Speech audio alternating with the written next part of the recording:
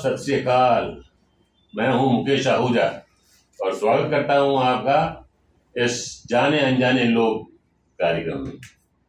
आज के जो कलाकार आ रहे हैं, क्या बताऊं यार, जबरदस्त कलाकार, जबरदस्त इंसान।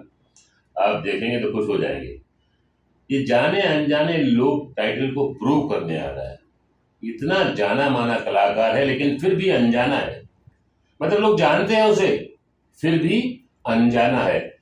आप सोचते होंगे पता नहीं मुकेश आहूजा ये क्या बोल रहा है, लेकिन ये साबित करने के लिए आइए हम मिलते हैं आज एक ऐसे कलाकार से जिसका नाम है प्रवीण कामटे उर्फ चार्ली चैपलिन ऑफ इंडिया। नमस्कार नमस्कार मुकेश जी। नमस्कार प्रवीण, कैसे हो भाई? आवाज आवाज आवाज, ये आवाज की दुनिया है। मैं जब शो करता हूं तो बात नहीं करता हूं, इसलिए मैंने थोड़ा माइमिंग किया। चार्ली चैपलिन का एक्ट करते आया हूं, करीब करीब 38 इयर्स हो गया। My God. हाँ, तो उसमें तो मुझे बात करने का अलाउड है नहीं। लोगों से मैं इंटरेक्ट करता हूं with my body and language and face language, इसलिए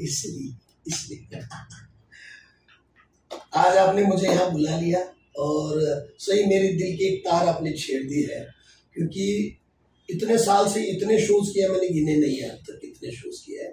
मेरे लाइव शो ज़्यादा होते हैं, टीवी पे भी किए, इधर उधर out of India, all over India, छोटे छोटे गलियों में, छोटी छोटी बस्तियों में भी शोज किए हैं मैंने। अनाथ बच्चों के लिए, प्रोस्टिट्यूट के बच्चों के लिए। अच्छा, ये क्या है? प्रोस्टिट्यूट के बच्चों के लिए क्या है? एक एनजीओ काम करती है। हाँ। जो रात को अपना प्रोफेशन में चली जाती है प्रोस्टिट्यूट, उनकी माँ है, जो बच्चों को एक जगह पर रखते हैं। तो दिन भर उनको कुछ इंटरटेनमेंट वगैरह कुछ नहीं होता, तो उनका हेल्थ केयर किया जाता है और उनको इंटरटेनमेंट का कोई प्रोग्राम बीच बीच में दिखाया जाता है। अच्छा। तो उसमें भी जाके मैंने उनको इंटरटेन किया है। तो चैपलिन परफॉर्म करते हुए मुझे कभी एज बैरियर नहीं हुआ, लैंग्वेज बैरियर नहीं हुई, ना कोई देश का बैरियर आ गया। सब जगह चल जाता है। ये ऐसा सिक्का है चार्ली चैपलिन का, दुनिया में कहीं भी चलता है। अच्छा प्रवीण, एक बात बताओ। हाँ जी। आपको कब मालूम पड़ा कि आप चार्ली चैपलिन की जैसे दिखते हैं या मेकअप में दिखेंगे, और आपको कब से ये पता चला कि चार्ली चैपलिन मुझे करना चाहिए? वैसे स्टेज में बचपन से ही करते हूँ। लोग बहुत बोलते कि मैं बचपन से हूँ, लेकिन मैं सचमुच में जैसा बोलना चालना सीख लिया तो फर्स्ट सेकंड स्टैंडर्ड से मैं प्लेज या जो भी परफॉर्मेंस है उसमें लगा रहा। क्योंकि मेरे पिताजी भी एक अच्छे एक्टर थे, मेरे दादाजी भी एक अच्छे एक्टर थे। वो तो लेडीज पार्ट करते थे। हाँ, पहले जमाने में लेडीज स्टेज पे नहीं आती थी, स्टेज पे तो मर्द लोग ही लेडीज का मेकअप करके सारी बने करते थे। तो मेरे दादाजी बहुत खूबसूरत थे और उनको गांव में डरते थे लेडीज लोग, लेकिन वही आदमी स्टेज पर लेडीज का पार्ट करता था। Oh my God. तो ये घर में हमारी परंपरा जैसी है। तो मैं बहुत साल से स्टेज करता था, लेकिन फैंसी ड्रेस एक कंसेप्ट हमारे कॉलेज में, मतलब मैं सांगली कोल्हापुर साइड से, तो वहाँ पर फैंसी ड्रेस होता था। हर साल में एक बड़ा 8 दिन का फेस्टिवल रहता था हमारा, तो उसमें हर साल कुछ नया करने का, ऐसा मेरी माँ भी मुझे सजेस्ट करती थी, पिताजी सजेस्ट करते थे। तो एक साल मेरा चार्ली चैपलिन करने का मन किया। ओके। और वो आइडिया भी मुझे मेरी माँ ने दे दी। और फिर अचानक माँ ने कहा कि वो पिक्चर लगाए, देख के आ जाओ। उसमें वो चार्ली चैपलिन जो है, उसके पहले मैं लॉरेल हार्डी के पिक्चर बहुत देखता था। अच्छा। एज अ कॉमेडी वो मेरे आइडल थे एकदम। अच्छा, ओके। लेकिन चार्ली का फिल्म देखने के बाद लगा कि इसका मेरा कुछ तो ट्यूनिंग है। रात को 12 बजे घर में सब सोने के बाद मैं मिरर के सामने खड़ा हुआ और मूंछ लगा के, आईब्रोज वगैरह बना के, एज ए किड नहीं, कॉलेज में था उसमें, कॉलेज में था। मेरा करियर, चैपलिन का करियर मेरा कॉलेज से शुरू हुआ। अच्छा, ओके। तो फैंसी ड्रेस में मुझे करना था, तो मैं थोड़ा रिहर्स करके देखने के लिए मैंने मेकअप कर लिया। तो कुछ लगने लगा कि है, अंदर से तार जुड़ते हैं ना उस तरह से। तो मैंने बोला कि इस फैंसी ड्रेस में चार्ली चैपलिन करेगा, और 2 मिनट का मैंने कुछ डांस परफॉर्मेंस किया और वो इतना सुपरहिट हो गया कि पूरा कॉलेज में प्राइज, तो फर्स्ट प्राइज, सेकंड प्राइज के बाद मैंने थर्ड प्राइज कभी लिया नहीं, स्टेज पर गया नहीं लेने के लिए। क्या बात है। तो उस ईयर का मुझे फैंसी ड्रेस का फर्स्ट प्राइज मिल गया। वहां से फिर मुझे अलग अलग कॉलेजेस में, स्कूलों में, वो 5 मिनट के परफॉर्मेंस के लिए मुझे लोग लेके जाते थे एज ए गेस्ट।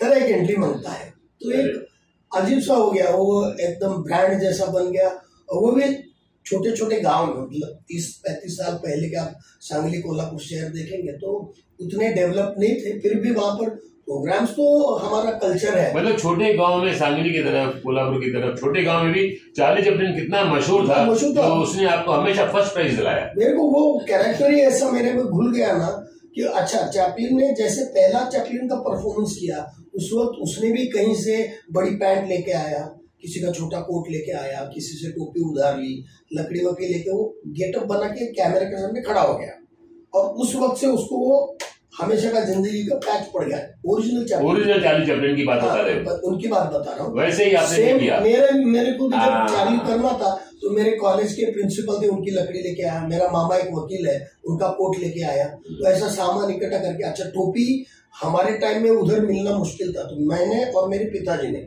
एक पेपर मोल्डिंग आता है क्राफ्ट में, मेरे पिताजी ड्राइंग एंड क्राफ्ट टीचर थे, तो हमने घर में बैठ के पेपर से एक घमेले के ऊपर, पतेले के ऊपर पेपर चिपका के उसका मोल्ड बना के वो टोपी बना ली, चार्ली चैपलिन वाली काली टोपी पेंट करके। और मैंने वो 2 मिनट का 3 मिनट का गाना रहता है उसमें परफॉर्म किया।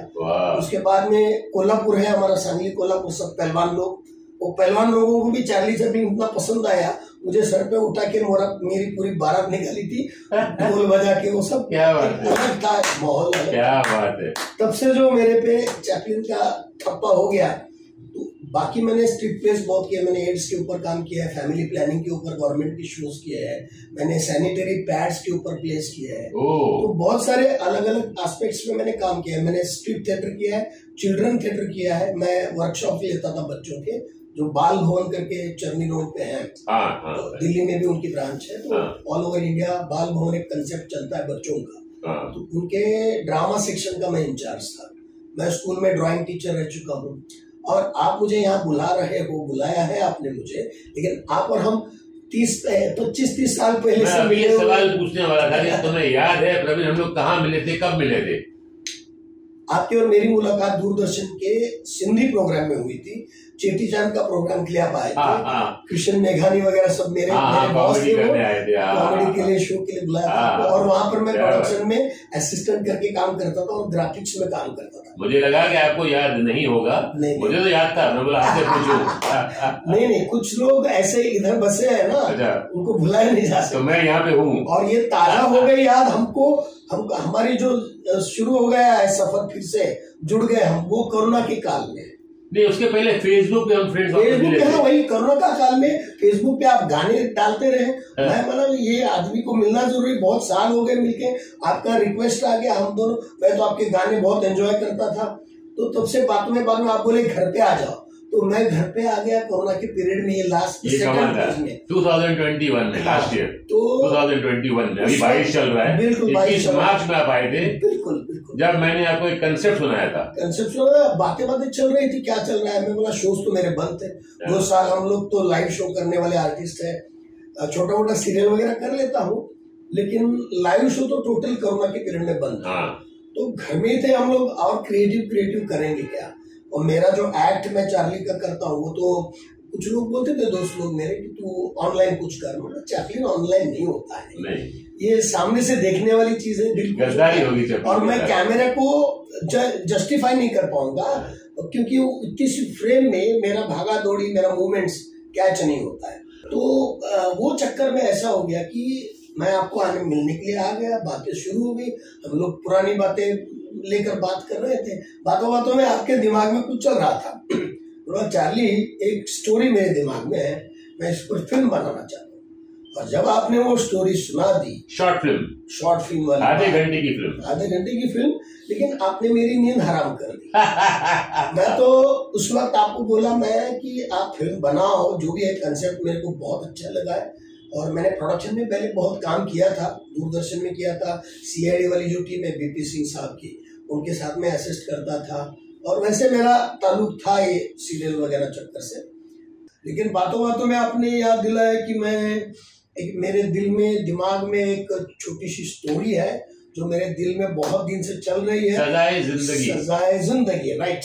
और उसके बारे में आपको लगा कि भाई तेरे को सुना देता हूँ। तो टाइम पास हम लोग बैठे थे, टाइम पास के लिए आपने मेरे को स्टोरी सुना दी, शॉर्ट फिल्म बनानी थी मुझे। और जब से मैंने वो स्टोरी सुनी, उसी सेकंड से, मैं सेकंड बोल रहा हूँ, ज्यादा वक्त जाया नहीं कर रहा हूँ, उसी पल से मेरे दिमाग में वो छा गई और दिमाग पे हावी हो गई वो थीम और स्टोरी जो भी है।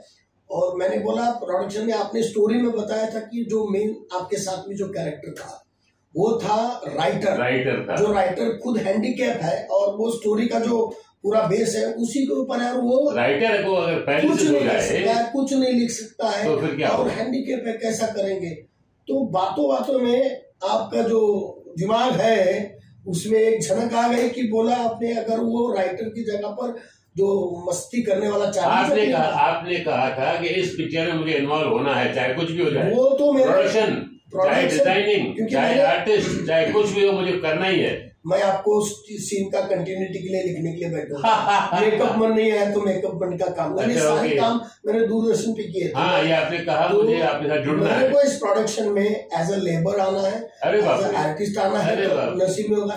आपने क्या पत्ता घुमा दिया, बाजी पलट डाली, स्टोरी बदल दी, और मैंने कुछ नहीं किया। मैंने कहा राइटर की जगह पे अगर चार्ली चैपलिन, जो खाली हाथों से और जो माइमिंग करता है, जो मुंह से, जो टांगों से चलता है, ऐसा करता है, उससे अगर पैलेस हो जाए तो भी वही होगा जो राइटर को पैलेस हो जाए, और वो ज्यादा एप्ट होगा, और ज्यादा एप्ट होगा, क्योंकि माइमिंग और एक्टिंग के लिए सारे हाथ सारे पैर चलने चाहिए, और उसको पैलेस हो जाए। राइटिंग तो क्या हो, राइटिंग तो दूसरे से आप डिक्टेट करके लिखवा सकते हैं, ऑडियो आप रिकॉर्ड कर सकते हैं, लेकिन चैपलिन मूवमेंट वाला कैरेक्टर है, उसी समय मेरे दिमाग में आ गया। बिल्कुल। तो और आपने कहा मैं करूंगा।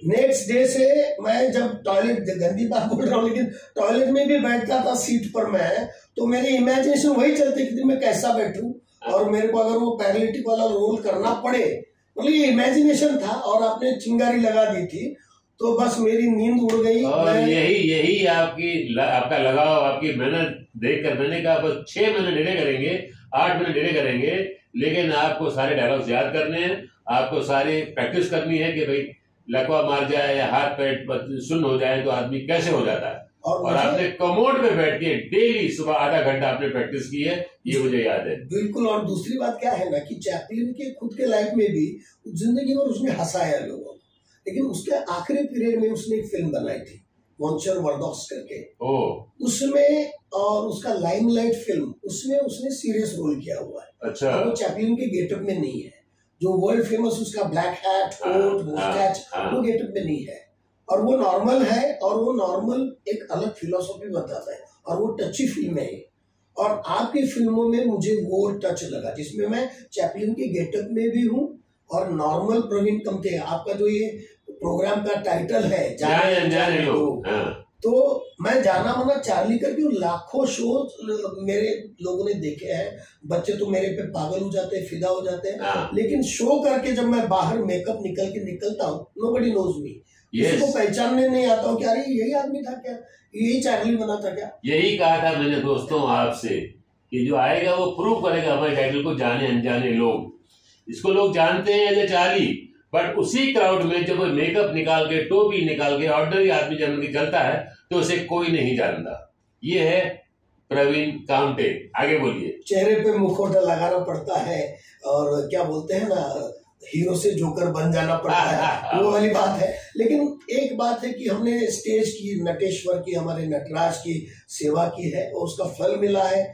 इतने सारे अवार्ड हमारे सजाए जिंदगी को मिले, शायद जिंदगी में नहीं मिले थे। आपको मुझे मालूम है बेस्ट एक्टर अवार्ड मिला है। आपने हालांकि कभी फिल्म नहीं की, आपने कहा था मुकेश मुझे डायलॉग याद नहीं होते हैं, मैं माइमिंग वाला आदमी हूँ, बिल्कुल कैसे करूंगा, डायलॉग कैसे याद करूंगा। मैंने कहा नहीं तुम करोगे जरूर, और तुमने डायलॉग रट्टा मारा था और एकदम बढ़िया डायलॉग याद किए थे, और इसका रिजल्ट है कि you have got the best actor award in my film.